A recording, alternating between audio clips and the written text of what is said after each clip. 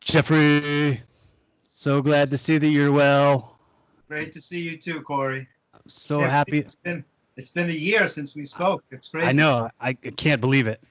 Well, I actually got to see you since we had the conversation. I got to see you in person and meet you at Skankfest. That's true. At Skankfest. That was crazy. And I got to see you perform stand-up, and it was neat. And I was like, oh, man, this guy's got a real energy that I got to meet that I didn't know just through our Skype conversation.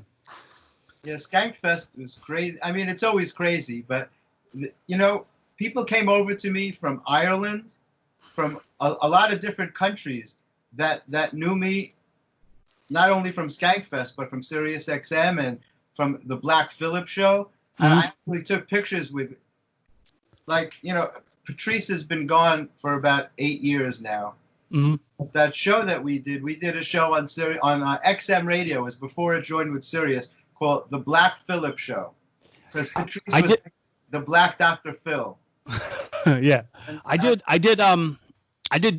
listened to Dante's show that he does now. Phillip show. Yeah, I've been on that a few times. Well, Dante was his first co-host, and then he brought me on to join the two of them, and it was amazing. It was one of my greatest honors, was to be Patrice's co-host. Yeah, I can imagine the memories made in that time, like, incredible, I'm sure. And so Skankfest was insane, as it always is. Right. People came in from all over the world. Right. And it was really, really incredible. They had to move to a larger location because originally they were doing it at the Creek in the Cave in Long Island City. And it got so big that they had to move it to Brooklyn, to the Brooklyn Arcade, which I think has since closed down. Yeah. I heard that. To find a new venue. Well, they had done one. They had scheduled one and sold tickets for Skankfest West, and that was going to be in Houston, and that was supposed to be in March, like the middle of March, and that got postponed or canceled, due to all this. On hold. Even the Just for Laughs festival, the biggest comedy festival in the world, while I was sick, the heads of the festival were in touch with me, wishing me well. It was very special, but they postponed it till the fall, because it's such a huge festival. People come from all over the world, and they get, it usually runs for 2 weeks in French and 2 weeks in English.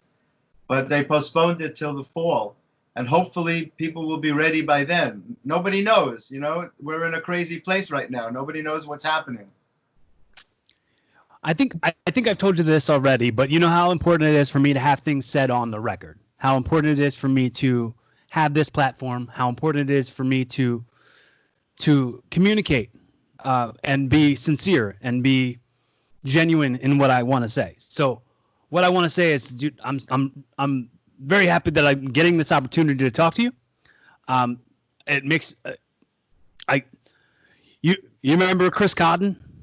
Yes, I do. Yeah, sure. Good friend of mine, Chris Cotton. Yeah. I had an interview with him, and then exactly 1 year later, did it again.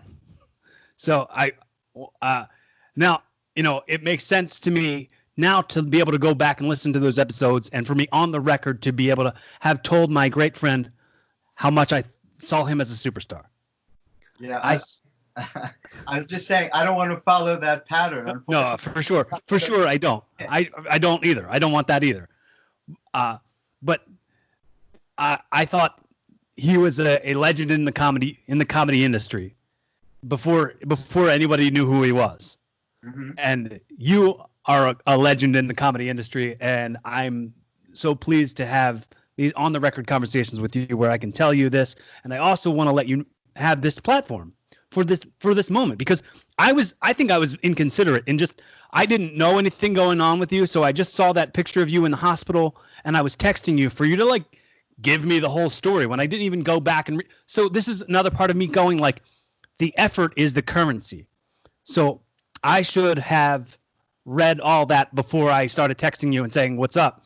It's like I wanted a shortcut to what the story was when I could have just read back, You know what? So, It's very interesting that you said that, because while I was so sick, I was getting hundreds of messages. Ron Bennington announced it on Sirius XM about my situation.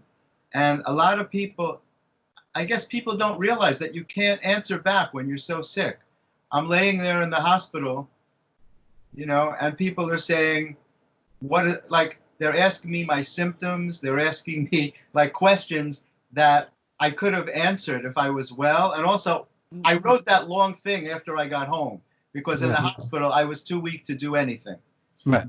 It's you have a good perspective on that, because it's very hard to ask people when they're sick to start repeating what happened to them. That's why I wrote a whole summary, because so many people had asked about it. I couldn't possibly answer everybody on their own, so I wrote a whole thing when I felt strong enough. And it took quite a while until I felt strong enough. This virus is a beast, and it's unbelievable.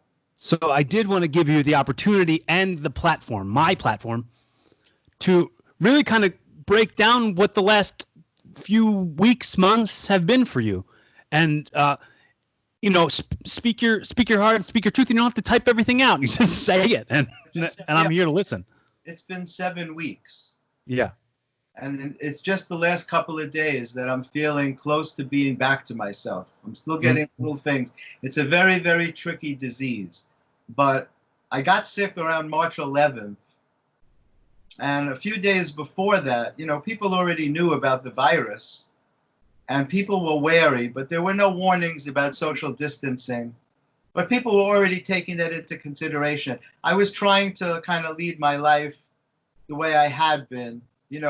If I'm not performing, I'm usually out covering the comedy scene, going to shows, supporting people, writing about it and all. So about 4 days before I got sick, I did my last podcast episode, the Comedy Matters TV podcast, with Ron Bennington from The Bennington Show on Sirius XM. He's a radio legend, and we did it alone, just the two of us. Nobody else was allowed in because of the virus. The club was closed. They let me use it. And it was just my team and Ron.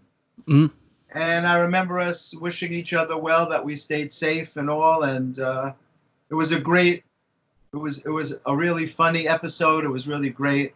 The next night, Jerry Seinfeld was at the 92nd Street Y with Barry Sonnenfeld talking about Barry's new book.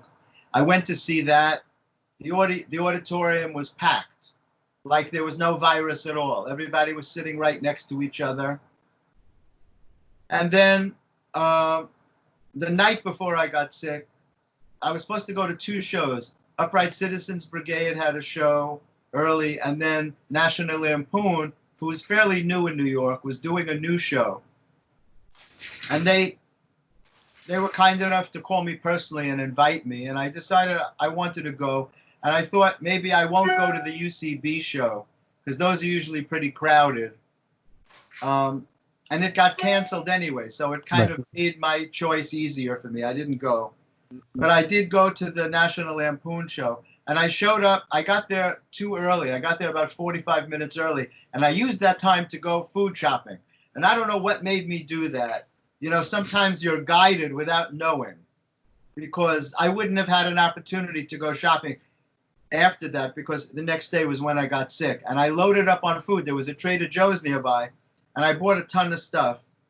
And again, there was no social distancing. Everybody was crammed together online. The lines were very long. Everybody was very close, because people say to me, do you have any idea where you caught it? Who knows where you breathe in the wrong place? That's all it takes, is just to breathe in. You could just be walking past somebody that has it. You don't even have to be sick. Right. It could just be a carrier. A carrier for it, which is why it's so important for people to wear masks, not to protect yourself, but to keep other people from getting it. So the next day I started sneezing and coughing, and I thought it was just a cold. By Friday the 13th, I started feeling it in my throat. When I get a cold, it goes right to my throat.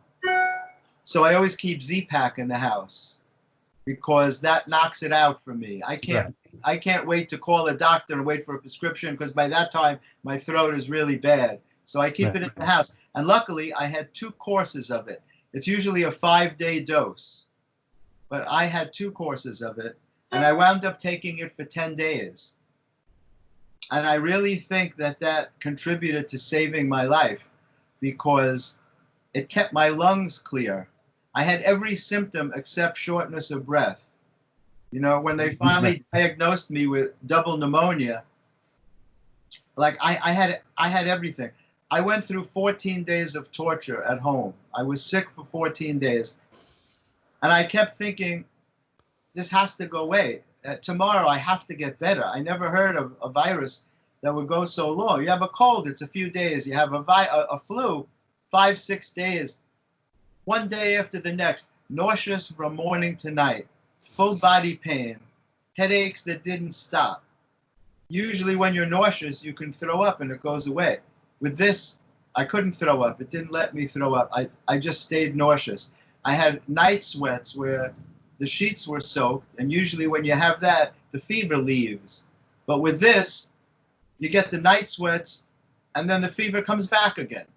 It doesn't leave. And I had some stupid old-time thermometer, which was a nightmare. That mercury. The old mercury ones that must have been used in Russia in 1810. Right. You have to shake it down. I didn't have a digital thermometer, which is embarrassing to admit. They gave me one in the hospital. It's like when a dentist gives you a toothbrush. You have experience with that. Exactly. So I couldn't tell what my temperature was, but I knew I had fever because I felt hot. Mm-hmm. I had full body chills where my body was shaking so bad that I couldn't hold the glass. And when that happened to me in the hospital, they covered me with 4 blankets and held it down just to try to get my fever down. Mm-hmm. So after 14 days, I couldn't take the pain anymore. I was such a mess. I was dragging myself from room to room. I didn't know what to do with myself. And I didn't want to go in the middle of the night. You know, I was afraid to go to the hospital because I have a heart condition, and that puts me in a high-risk category. And I was afraid to go to the emergency room because, you know, they always say there's a lot of germs in the emergency room. You can actually get sicker in the hospital. Right. So I was trying not to go. I called my doctor on Friday, March 20th. I called him just before the weekend. I was putting off calling him because it's a real scary thing to be that sick. Mm-hmm. And he said to me, you should probably go to the hospital, you know, if you get worse. And I don't know how I did it. I waited another 6 days. By the 26th, I just couldn't take it anymore. And I knew I'd have to go. And I woke up early that day.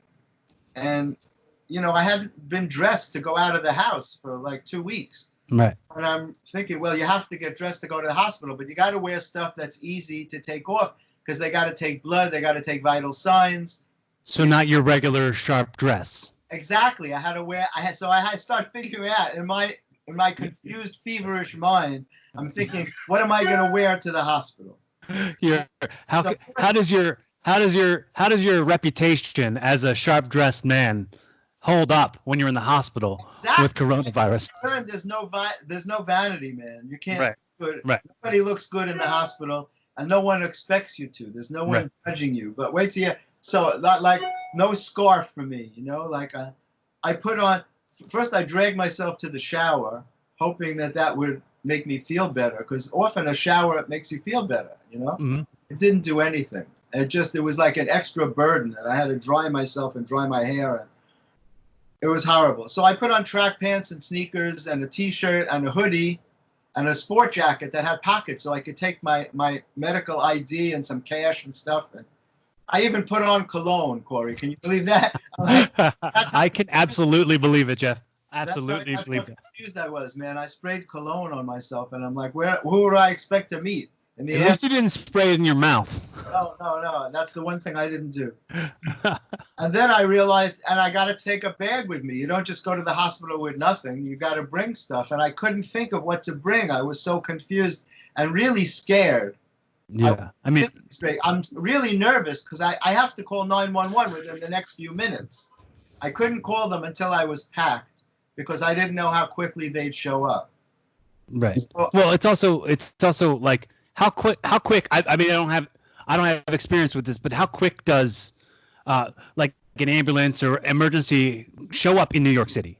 Well, in this particular instance, they showed up pretty quick. Right. I'll tell you what led up to it. So I couldn't even choose a bag. I finally found a bag that I thought was the right size. And I put in some underwear and like a little flashlight and a dental instrument to clean my teeth. And I wasn't sure what else to take. I took some other stuff that didn't really make sense. And I could have brought my medication, which I didn't think to bring, my heart medication, because it took them a whole day to get it for me. And then I called 911, and it wasn't easy because a lot of people were calling already. And they interviewed me. They asked me what my symptoms were. By that time, I was bleeding from my nose. And I told them all my symptoms.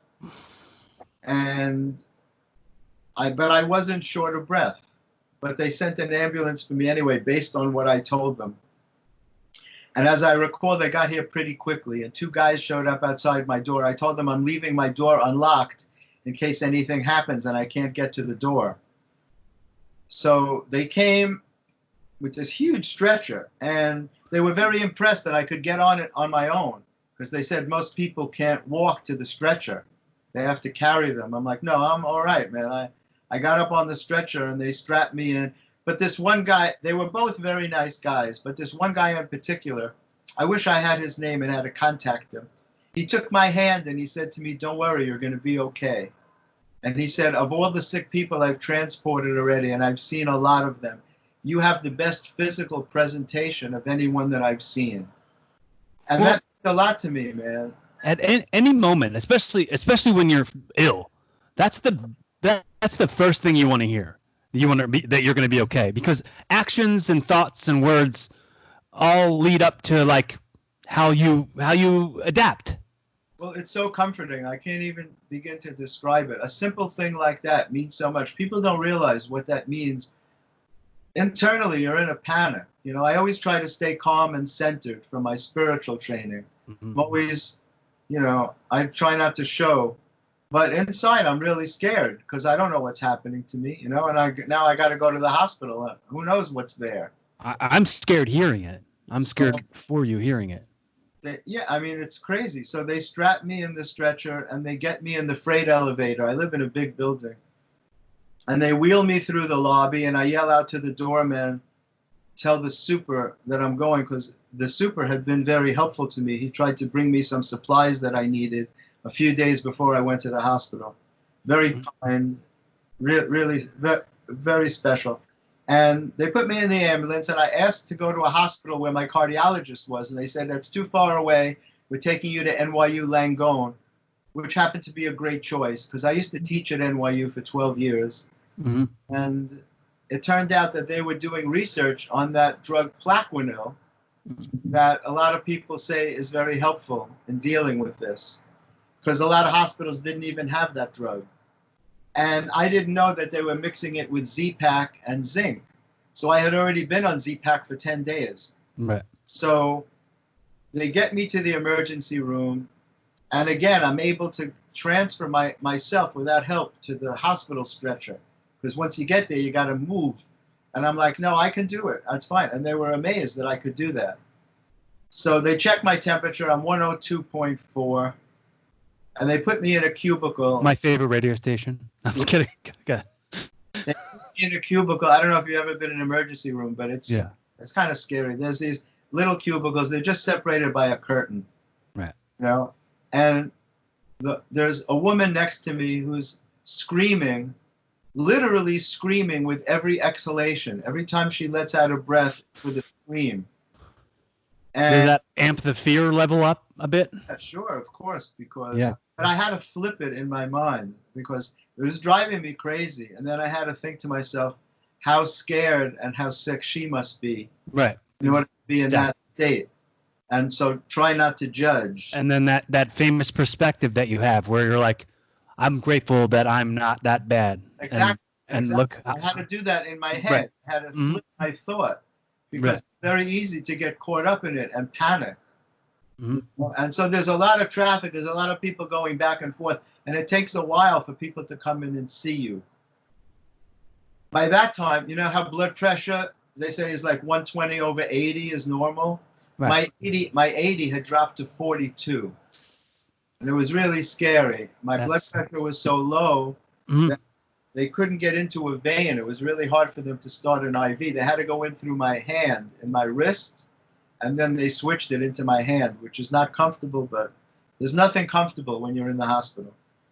And they started doing these swabs of my nose, which they apologized for. So you can imagine how uncomfortable it is if they're apologizing for it. They did it Right. 3 times. They take this long Q-tip and stick it up your nose. Feels like they're touching your brain, man. And it was like, but I didn't even care. I was so sick. I was just begging. I said, please give me something to take away the nausea. I can't stand it anymore.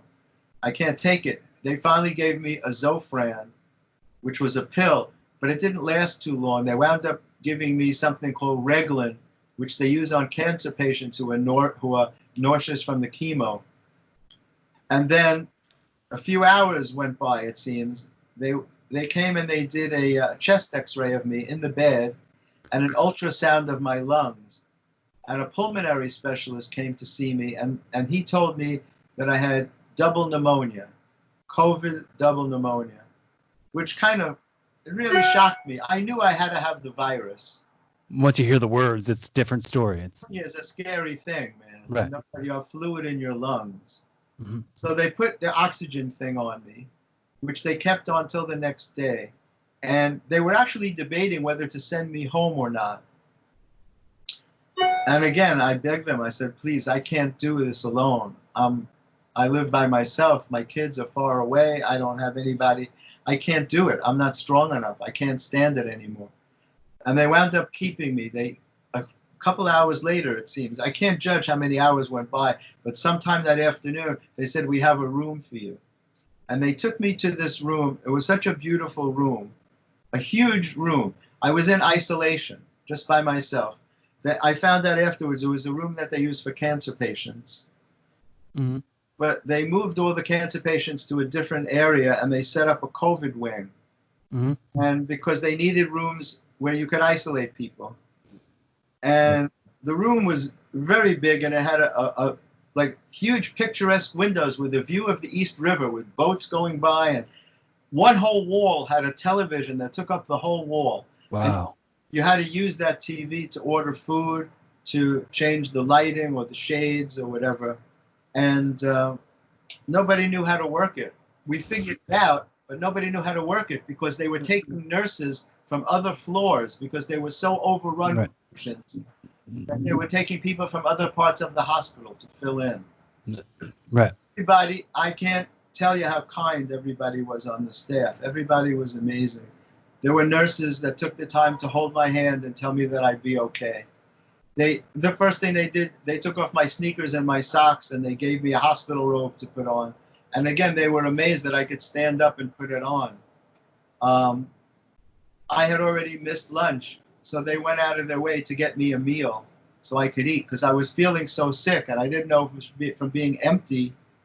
You know, at least I had somewhat of an appetite. But when the food came, I couldn't eat it for hours. I just looked at it.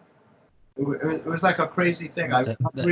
Was that nausea? Was that you were talking about? Yeah, but also weakness, and the whole thing is surreal. Like you can't believe all of a sudden you're in the hospital.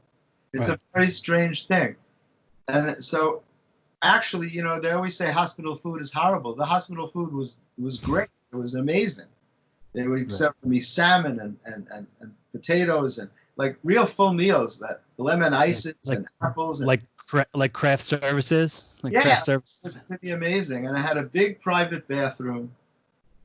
And again, so on the second day is when they started me on the Plaquenil and the zinc, that hydroxychloroquine.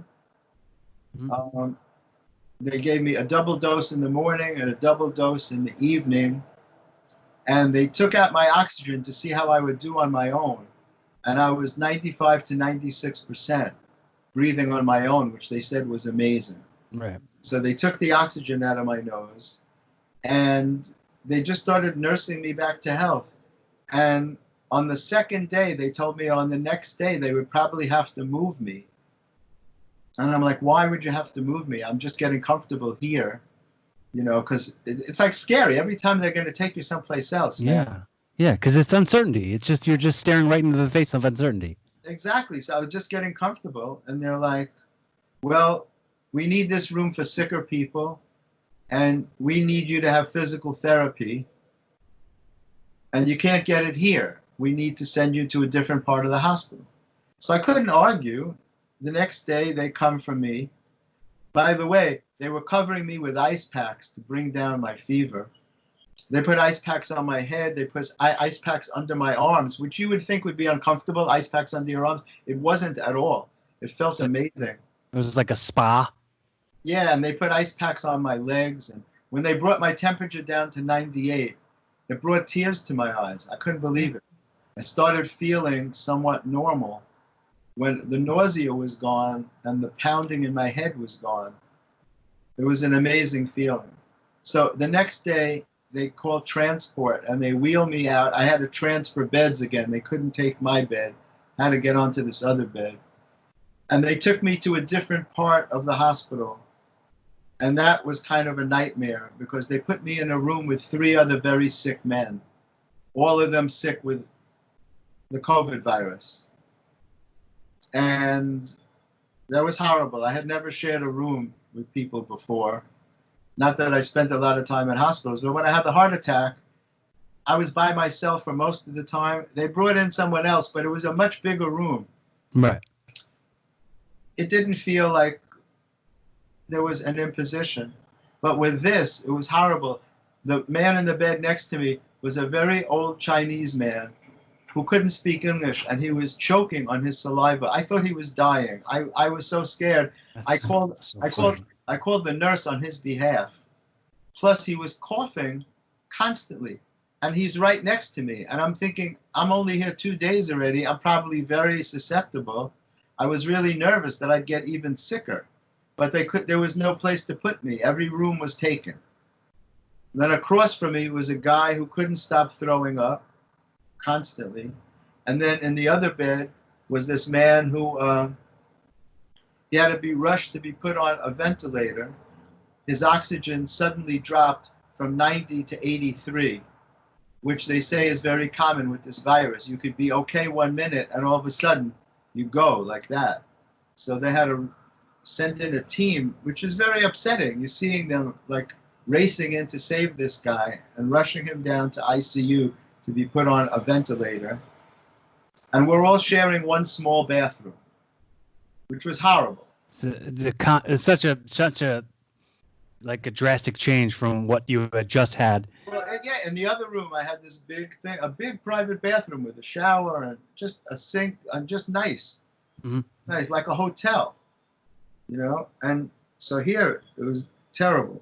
So when they told me here that they were going to try to send me home the next day, at first I was averse to the idea because I'm thinking to myself, I'm too sick to go home. But after laying in these circumstances, I'm like, yeah, I can't wait to go home. You'd rather be alone than be surrounded by misery. By misery. It was horrible to be there with 3 other very sick men. And, you know, the nurses would come by. You couldn't see anybody because everyone was so heavily masked.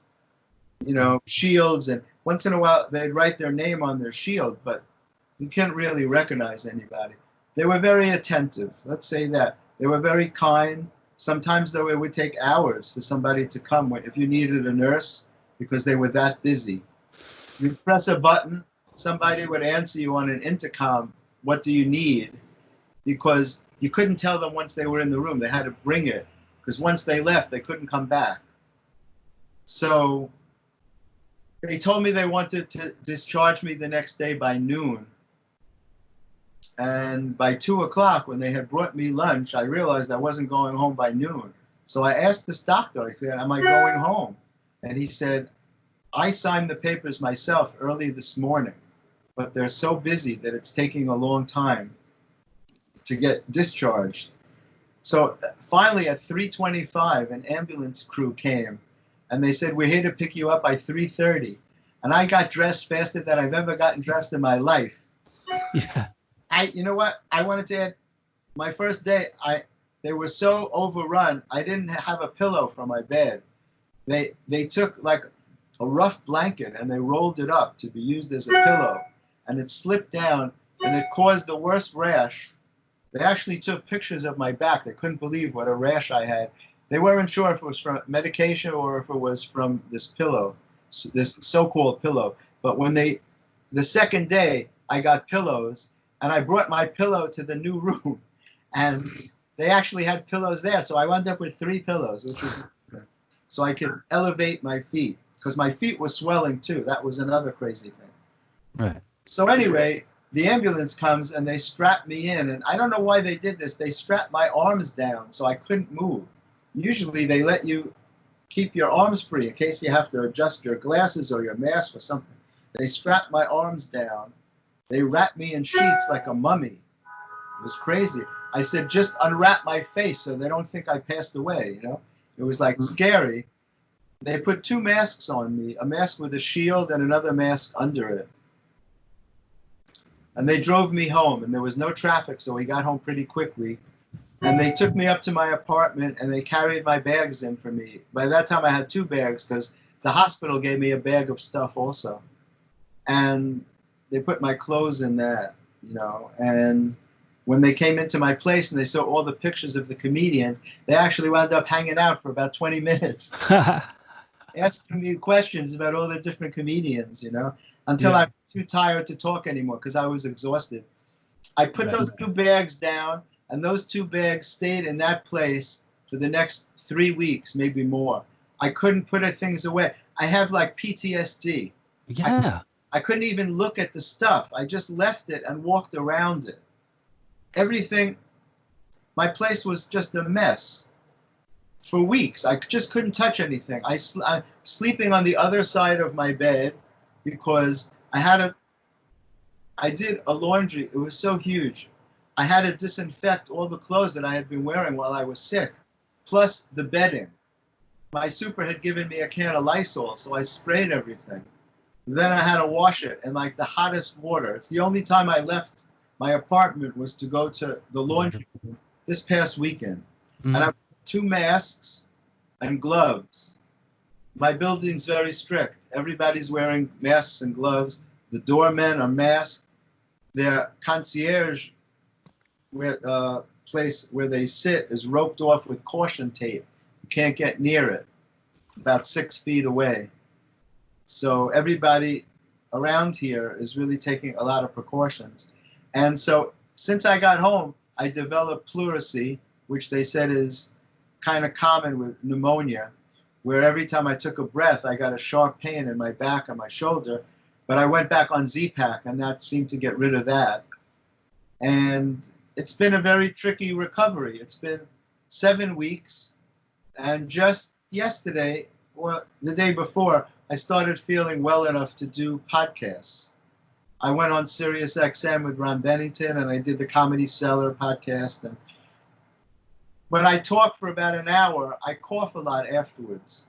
I seem to be okay while I'm doing it, but I'm afraid to go out of the house, to be honest with you. I've been on my terrace a couple of times. It's very nerve-wracking. Right. Because nobody can tell you yet whether you can get reinfected. The hospital called me to check on my condition. And I asked them, I said, you know, can I assume that I have some kind of immunity? Or do I have a chance of being reinfected? And they said, to tell you the truth, we don't know. It's too soon. There hasn't been enough research. So I've had a neighbor who's an angel who's been shopping for me for weeks. Every few days, she asks me what I need, and she goes to the store and buys it for me. Wow. Which is amazing. The kindness of people has been overwhelming. The comedy community came out in force to support me. I've got hundreds and hundreds of messages. They made a video for me, a get well funny video. I watched it. Yeah, I saw it. Comedians Yeah. telling stories about their interactions with me, you know, which was amazing. And I got messages from people like Nick Kroll and John Mulaney and Bill Burr and Jim Norton and Bert Kreischer and Gad Elmaleh called me from Paris. Yeah. send me love and to wish me well, you know. And I'm telling you, it brought tears to my eyes many times to think that you've touched so many people, that they think of you. People are so busy. It's amazing that they'll take the time to write to you. Even something so simple, it really helps when you're that sick. I'm a very strong believer in the power of prayer and the power of thought. When so many people are focusing their energy on one particular thing, I truly think that there's a power there. And Yeah. I really think that that helped me to get better. The support of not only my family and friends, but the comedy community in general was amazing to me. Absolutely amazing. And that's my story. Long story. Right? Yeah. I figured I'd save my questions till the end. Please. People do have questions. Because, dude, I do. Here's a stupid question. Did the super bring you any like greens and vegetables and stuff? The super brought me Dramamine. He brought me something I had never drank before, which I'm actually drinking now. Gatorade. I believe something so simple. I never drank Gatorade. He said to me, this will replenish your fluids. And he brought me a bunch of stuff that I don't remember. I remember asking for Dramamine because I was hoping that that would take away the nausea, but it didn't. It didn't work. Well, the reason I'm asking that is only so I can make a stupid joke, because supers are so famous for the salad. Have you heard of super salad? No, I haven't. No. But no, it's soup or S-O-U-P. Okay, I get it. Soup or salad. What was interesting to me is, see, I live in a very big building, a 35-story building. Wow. And the super does not give his cell phone to everybody. Right. But he gave it to me. And he said, if you ever need me, let me know. And I waited for many days. I didn't want to bother him. But when I was a couple of days before I went to the hospital, I was really so sick I couldn't help but call him. And I apologized. And he goes, no, please don't apologize. He's just a great guy. Yeah. Said, what can I get you? He's a very super guy. He's a super duper super. And so he brought me a whole thing of Gatorade, which I really had never drank, and it was great. And a whole bunch of other supplies that I don't remember. But I remember that he brought me Dramamine also. Well, and he gave me Lysol, the Lysol spray, because he said that I could use that on my bedding. You know, it was just very nice of him to go out of his way. And a lot of people have been so helpful. I can't tell you how many people have said, if you need anything, let me know. They don't even live near me. I would never think of asking somebody. It's like you saying, you know, I'm like, yeah, Corey, come in from Philly to drop off a pie for me. You know? I would never ask anybody. I feel bad that this woman is doing this for me, and she lives in my building. Right. But she's just a very kind person. Right. Well, sometimes it's tough for us to accept people's generosity, and sometimes it's hard for us to ask for help. It's hard for people. I mean, it's just sometimes in our nature. Yeah, it's very hard for me. It's a common thing. Like, I'm used to giving. I'm fortunate. I've been able to give to things all my life, but I'm not great at receiving. It was like embarrassing to me. Right. And she wasn't taking money, and I was like, you know, it just felt weird. Then I thought of all the women I've taken out to dinner all those years who never said, gee, you're spending so much money on me. I feel bad. No one ever said that. And I had to teach myself that it's okay to receive. There are sometimes that people really want to give you something. Mm-hmm. And the best thing that you could do is to just say thank you. Don't fight. Just to understand that you're worthy of receiving something, you know, and that's a hard concept to grasp sometimes. You know, when someone is being so kind, there's a tendency to think, what can I do for them in return? But a lot of times they don't expect anything. Right. They just want to do something. In this crisis, they just want to help somebody. You know, it's like, that's why I don't know how it is in Philly. Every night at 7 o'clock, people are cheering out their windows, banging pots and pans. Is that a national thing? Are they doing that all over? I only see it on commercials. I haven't seen it in my neighborhood, but In New maybe York it happens. You know, New York City is the epicenter of this disease. Right. Mm-hmm. There's more people sick here than anybody, than any place. So every night at 7 o'clock, it's become a tradition for weeks already. People open their windows and they're screaming and applauding and yelling, and police put on their sirens, that people honk their horns. There's not many cars on the street. The streets are basically empty, but people are banging pots and pans. It goes on for a few minutes, and it's a very special thing to show your gratitude that way. These people are putting their lives on the line and possibly bringing this illness home to their families, and they're saving lives. You know, I made a monetary donation when I came home. I called the hospital and I asked them if there was a way that I could do that, because there's a lot of scams too. Anytime something is happening, people are contacting you to make donations to different things. But I wanted to make it specifically to NYU Langone. So I called them, and they have a website, and I wrote my experience on there as a thank you to them for nursing me back to health. And somebody from the hospital contacted me, and they asked if they could interview me for their fundraising effort, which I did yesterday. Tomorrow is Giving Tuesday, where people can, it's a special day for giving to charities. And I want to try and help them as much as I can, because I'm so grateful that I came through this. You know, there's no guarantees what happens to you once you're in the hospital. Right. And look, so man, I mean, the hearing this from you gives me a whole new perspective. And I hope anyone who hears it from you through my resource gets a whole new perspective from it. So it sounded like a damn war zone. It sounded like something out of like Black Mirror, mixed that with like Fury or some sort of wartime.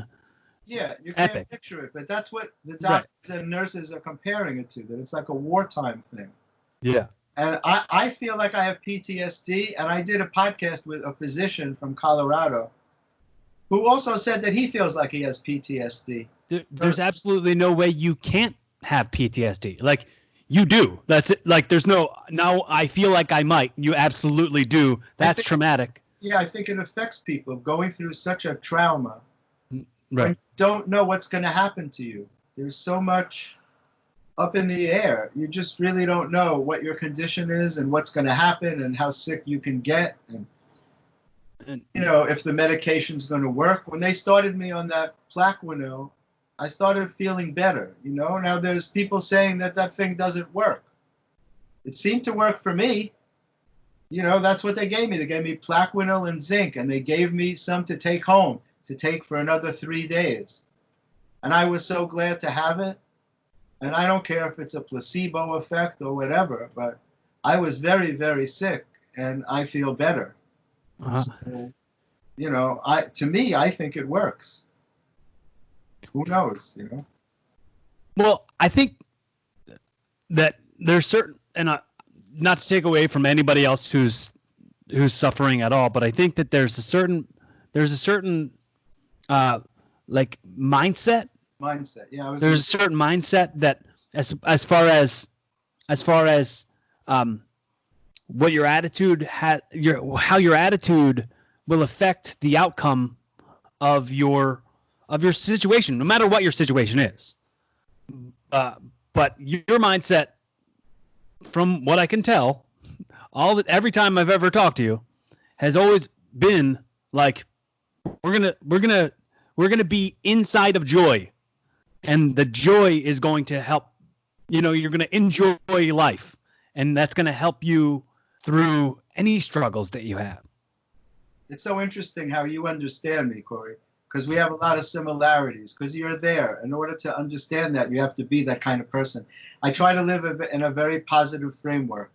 You know, my last book that became a bestseller on Amazon is about happiness and, you know, about changing your mind, literally learning how to change your thoughts.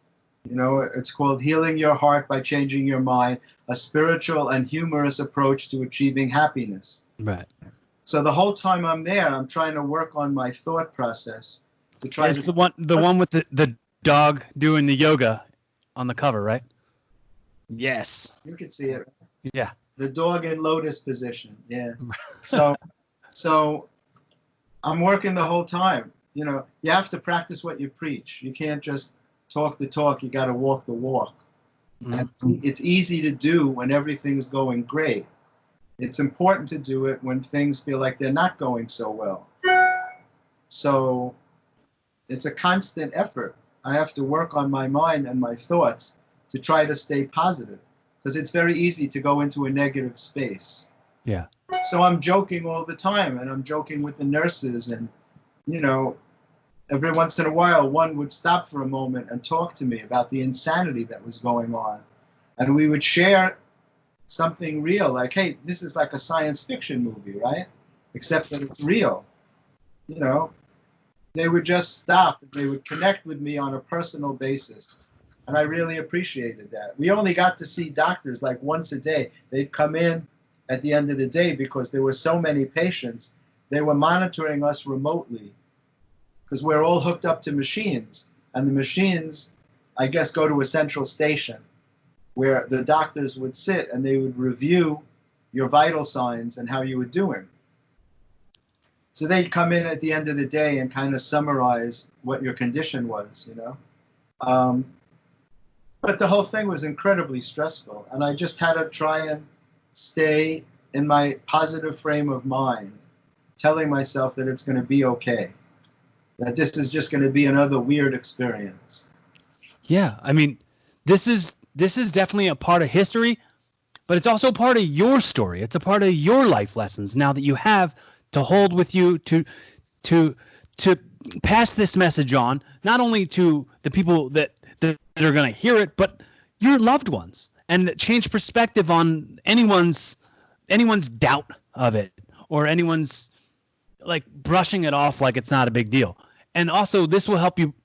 Hopefully, I've been trying to say throughout this whole thing that hopefully everyone will appreciate everything else way more now when it comes to like going out to shows. Maybe people will come out, but I mean, there's going to be some reluctancy. There's going to be some hesitation, but like going out to eat and going out, like when we can see the light at the end of the tunnel, we will be as optimistic. We won't be as like, oh, I hate Sheila from work. Ugh. But it's like, oh yeah, well now you can hate Sheila to her face if you want. And you know what though? In a crazy way, it's bringing the world together for the people lucky enough to get through this. People, I've never seen like a community. Like I said, I hate to keep saying it brought tears to my eyes, but when I see people cheering in the street, it's very emotional. Yeah. You see a whole community doing something together like that. That's never been any part of my existence. This hasn't happened for 100 years. In 1918, they had the pandemic. So the Spanish flu. Yeah, so it's like seeing how people are responding and pulling together in many ways has been very heartwarming. You know, what's it been like in Philly, where you are? Everything. I don't see much change. I mean, Really? like my life was pretty like I've been doing like going to sets and stuff for the last year or so. So I mean, I just can't go to sets. Like that's all my work that I've been doing. So no, but I mean, are a lot of people getting sick in Philadelphia? I haven't noticed. That's so interesting. That's so interesting because, you know, sometimes I was just thinking about this the other day. Sometimes people miss something that's on the news. They don't read the paper or they don't watch TV. But I would venture to say that there's nobody in the world who doesn't know that there's a virus. Right. That a lot of people are not taking it seriously. There's people in New York that have been congregating. Yesterday was 75 degrees, and they took pictures of a lot of people in the park. A lot of young people were out sitting right next to each other. They don't realize the danger. I don't think they realize the mortality that's involved. And again, not only for them, the governor was saying it. It's very selfish. It's not just for yourself. It's for your family. Yeah. You can make other people sick. You can't visit your grandparents or your parents. There's a chance that you could kill them. You know how a person would feel if they did that? It's a nightmare. I'm sure it's happened already. People have brought it home to their families. So it's a very, very serious virus. It's not something to be trifled with. I don't know how to make it any clearer. I just consider myself very lucky. I'm really grateful that I was able to make it through that. It was a horrible experience. And again, it's a sunny day, but I have no desire to go out in the street. I'm not looking to go anywhere. I want to stay home for another week or so until I feel really strong and back to myself.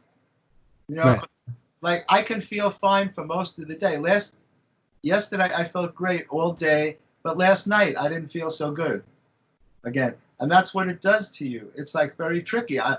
There could be like little bits of the virus that are still alive inside me. So it's going to pneumonia before, so I don't know.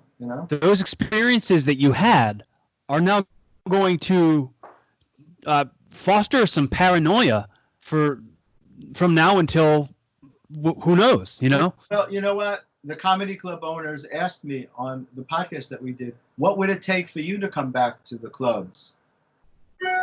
They said, what if we said like June 1st, everything's going to reopen? And I was like, well, it's going to depend on the statistics around May 25th. Right. Or May 27th. I'd have to see. I'm not running to sit in groups of people again.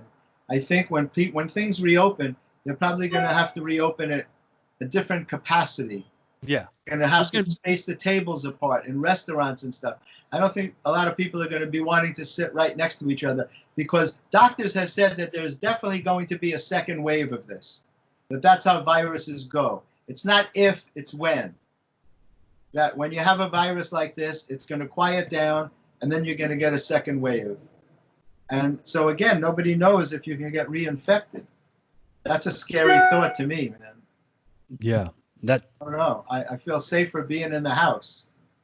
Right. Yeah. I mean, and it's a good thing that it's a good thing that we're not right in the middle of the winter again. Right. In some ways, people might think that it would be better to be quarantined when it's so cold out because you don't want to go out anyway. But I don't know. It makes it easier when I see a sunny day.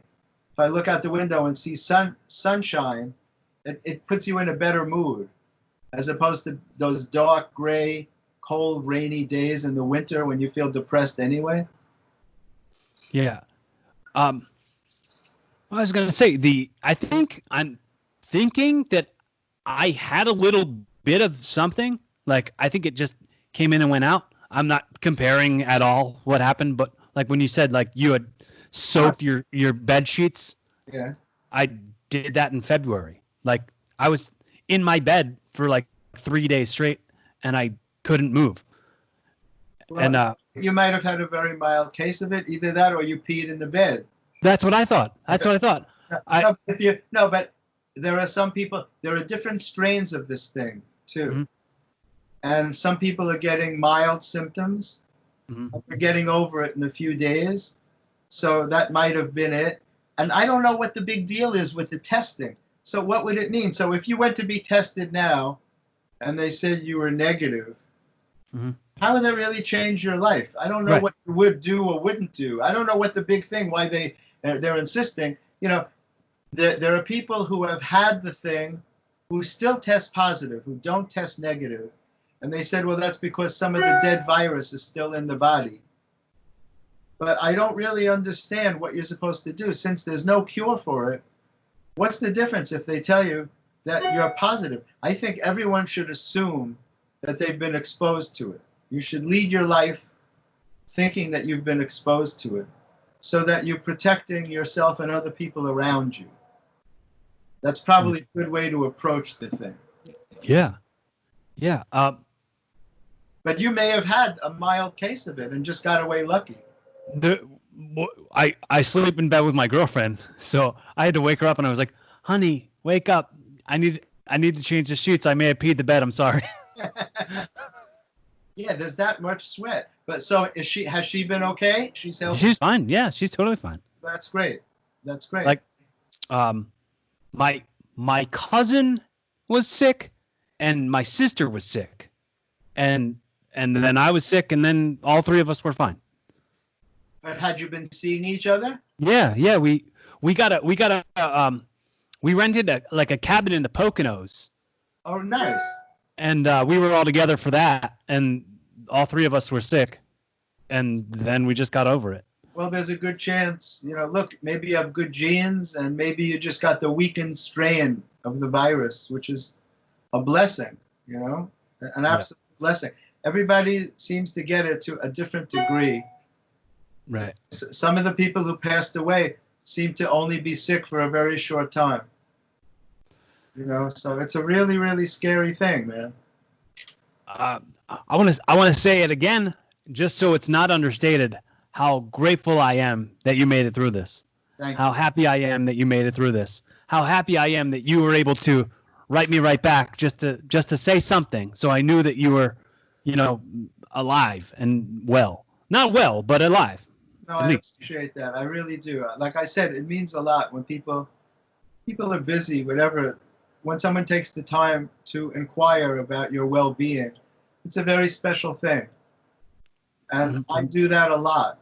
When I read about people on Facebook, there's so much sad news on Facebook, and I try to send my condolences and my best wishes and prayers for healing whenever I can, because I learned that it really does make a difference. Yeah, I mean, it's very easy to feel lonely out there, Something I said earlier, I think I said it last year when we talked too, when I'm talking about how precious of a currency effort is. Effort is huge. If you just take that 2 seconds to say, give somebody maybe a compliment that you see, or just write a super quick text message, that's a huge currency. So I say, when it comes to my podcast, the fact that somebody maybe listened to the whole episode, and maybe it was 2 hours long, maybe it was 3 hours long, and you gave me that much of your effort and your attention, you really paid me something that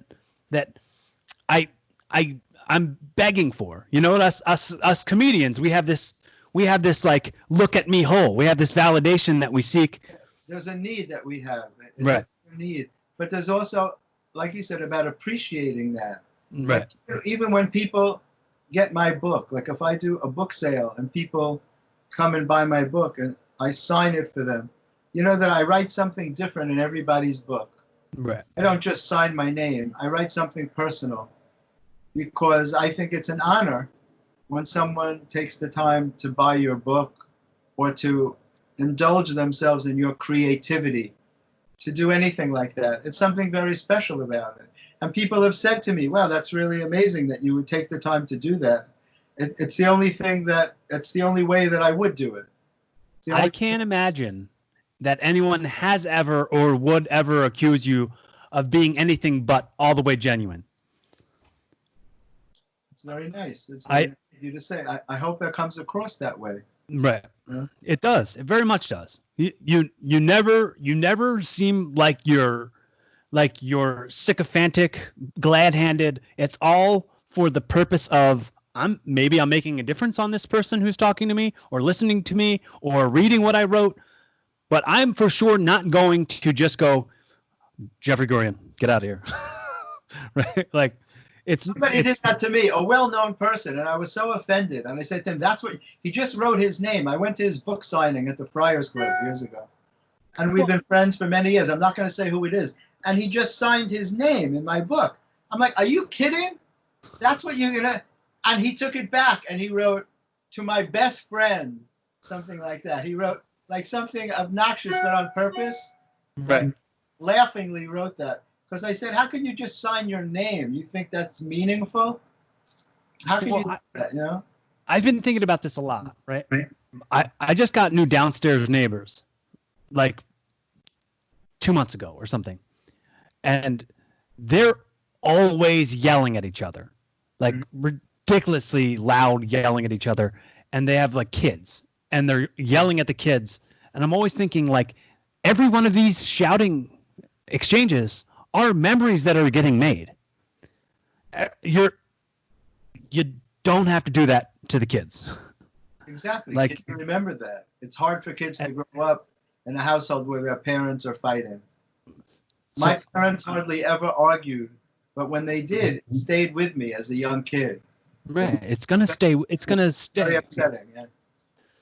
So I mean, that's why I think about the impact of the legacy, or the impact of the message, or the intention, because that and you know, I know it's none of my business, and I'm not gonna say anything, like, because I don't want to make somebody upset, for sure. But it's like, you know, I have roommates. My roommate and his brother were arguing on the phone, and I was like, you realize that people are like dropping dead, like, during this, and like the last memory you're gonna have with them is you guys screaming at each other. Like, that's not just, this world is too crazy, and this life is too short to waste time fighting about Facebook posts. Yeah, it's important to have a bigger perspective than yourself. Most people will never get that. Everybody leads their life on a different level. You have to work hard to raise your level of consciousness. Most people are leading their lives in a very superficial way. Not to be judgmental, but it's just the truth that a lot of people don't see those kind of levels like you say. It's important to try and step out of that self-centeredness that we all have. You know, really, who else's life can you think about but your own? But we tend to be very self-centered, and especially in the entertainment business, it's all about ego. And but I think it's the spiritual also world is the exact opposite. The spiritual world, the goal is to detach from ego. So it's very hard to create a balance when you're in the entertainment world, because, like I always say, if you go in to buy a shirt, the guy just gives you the shirt. He doesn't give you a shirt and a picture of himself and say, this is who I am and this is what I do. But in the entertainment business, you're always put in the position of having to tell people what you're doing, what you're working on, who you are, what you know, it's all ego related. So it's very easy to get caught up in that. That's why so many big stars are insane. Well, I think it's a good amount of, like, not caring about yourself either. Like, it's like, it's if I love me, I love who I am in the public eye, and not just the public eye. And I think that's what some people, like, don't love themselves first. And that's, dude, you spend more time with you than you spend with anybody. Mm-hmm. So when you are going through all that, the only person there for you fully was you. That's it. So, that's what I was saying. It can feel very lonely at times. You're all you have to depend on. It's hard enough. You know, a lot of people live alone. And it's nice when you can have people around you. But in a situation like this, no one's allowed to visit you. You must be isolated. You know, so you're going through something very difficult all by yourself. And you have to draw on your inner strength in order to be able to do that. And, you know, you have to have perspective. Yeah. Again, now that you're starting to feel a little bit better, you can do what I think I've been hoping everyone's doing, is teach yourself a new thing, get to those things you didn't think you had the time for. Oh, for sure. I've been studying Chinese. I started playing these old CDs that I have that I signed up for a long time ago. I'm working on a new book. I have about 200 pages written of that book. And I've only been able to do that in the last few days because I had been too sick before. I couldn't even sit at the computer. But yeah, I want to use the time creatively, you know, to learn things. I'm working on a lot of stuff, you know. At some point, we're going to go back on stage. It's going to be really weird. Yeah. You know, having not been on stage for a couple of months is strange. You might have a new chunk. You might have a new chunk all about it. Yeah, I don't usually talk about what I go through, but I wouldn't be surprised. When I had the heart attack, I did a thing about that. It's a long story, and I did it a couple of times. But, you know, most sets are only 10 minutes, so you can't take it up with a 7-minute story because you're investing a lot in that. If the audience doesn't buy it for whatever reason, you're in trouble. Right. I come from a school where you just have to keep making them laugh. One joke, punch, punch, punch, Right. like that. Storytelling is a whole different art. But Yeah. I might wind up with something from it. I mean, if it's just a quick set of punch, and you move, like if you do something find something funny in it, which I think you can polish that thing off and show it. Absolutely. But I'm working on this new book called Fighting the Fear. And it's about how I make myself do everything that I find uncomfortable. You know, in October, I went to Japan by myself. That was pretty crazy. And it was a 14-hour flight, and I had always wanted to go for some reason. And I was lost on a daily basis, which is my biggest fear, is getting lost in places. And the people do not speak English. They tell you they do, but they don't. I was talking to one guy who was sure that he spoke English, and I didn't understand one word he said. And I felt bad. I don't want to tell him. I just kept saying, I don't hear you.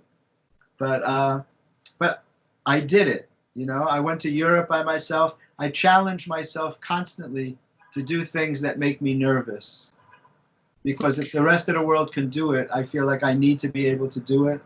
And I'm not talking about jumping out of a plane, like skydiving or something that's dangerous. I'm talking about things that people generally do that make me feel uncomfortable to do it. So it's a challenge to me.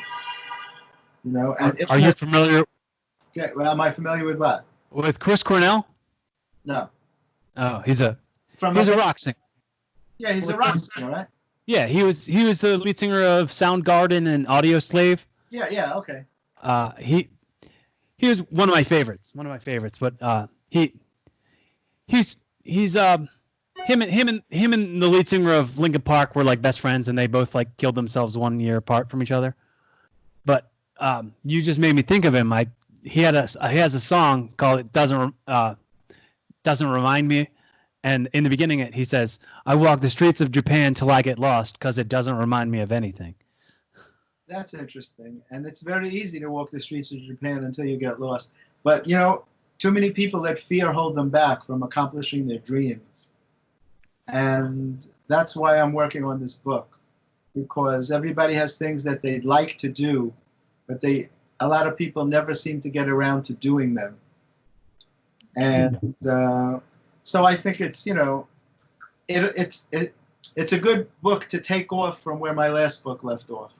Right. Well, it's that thing of like, you said doing those things that make you uncomfortable, and it made me think of like how often staying comfortable will keep you just where you are, and you're gonna progress. You'll never progress. You'll just stay where you are, but you'll be dealing with a lot of regret.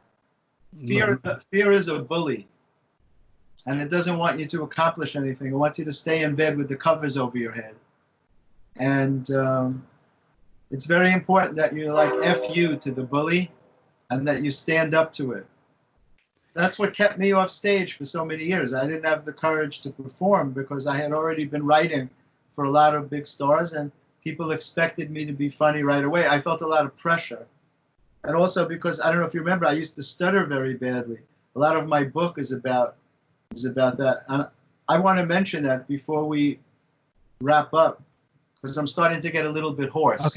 Okay. Yeah. Just I wanted to mention my book on happiness, because I know people are going to listen to this show, and I always like my goal has always been to put positive energy out to the universe and to inspire people. And that's the goal of my comedy and basically with everything that I do. And so I developed a cure for stuttering because I stuttered very badly. And I realized that there was really nothing wrong with me because I didn't stutter when I was by myself. I only stuttered when I was trying to talk to somebody else, which told me that you can't have a disability based on your location.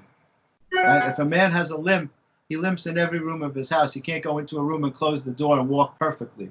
Because that's a great quote. That's a great idea. A great thought process. Well, it's a true disability. Mm-hmm. If I could go into a room and not stutter by talking to myself, then it means I have the capability to speak fluently, that there's really nothing wrong with me. And I worked on myself for years to train my mind, to convince my subconscious mind that there was no longer any need for me to stutter. Mm-hmm. And as an avocation, I work with stutterers. But it's a much bigger story. The book is not just about stuttering. It's about overcoming obstacles in your life by changing the way you think. Because we develop thoughts that are very self-limiting. Mm-hmm. And I developed a thought that told me I needed to have a disability, so I stuttered. And I had to change that thought. It's not easy to do, but it's definitely doable. And that's what this book is about. And I got great reviews from psychiatrists and psychologists, people in recovery centers, because it's very pertinent to people who are addicted to different substances. They tend to be very sensitive. They tend to be overwhelmed by their feelings, and they have thoughts that plague them, usually thoughts from childhood. That's what I call the heart wounds, the pains that we accumulate growing up. And they affect every decision we make. They affect our self-esteem and our self-confidence. So it's important to understand that you can change those things with the power of your mind. And that's been my goal. There's negative patterns that you have to let them like stuff like kind of flow off you sometimes because other people will limit you if you let them. Well, that's what a lot of the heart wounds are about. There are things that people said to you during the course of your life that hurt your feelings. Maybe they broke a promise to you. They said something that hurt you in some way, and it stays lodged inside of you. And I call them heart wounds. They stay in your heart chakra, and you need to release them in order to be able to achieve the goals in your life that you want to achieve. I think that that a lot of that is why I will quote the Mitch Hedberg bit. I think I've done this. I've told you this before, where like Mitch Hedberg, yeah. Mitch Hedberg did a thing was like, oh, you can play tennis your whole life and get as good as you possibly can get, and like study tennis and really care about tennis, but you're never going to be as good as the wall. Yes. So, I say that a lot when it comes to dealing with the negativity or dealing with the baggage that you carry, dealing with the heart wounds that you're talking about, and or even that thing that you become a victim to, like convincing yourself that you have a disability just to be your security. When you really don't, right. To hold yourself back in some way. It has to do with self-sabotage, all kinds of things. But can you hear my voice is getting? Yeah, I wanna wrap it up here if I can. I'm enjoying this a lot, but I have to because right. I don't want to lose my voice. So the way I normally wrap it up, as I always say,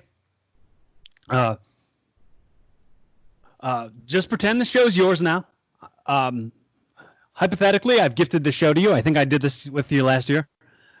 In a very, very brief, Jerry Springer's final thought sort of way, how would you wrap up the message that we need to receive from this first episode of your podcast, Evolving with Jeffrey Gurian?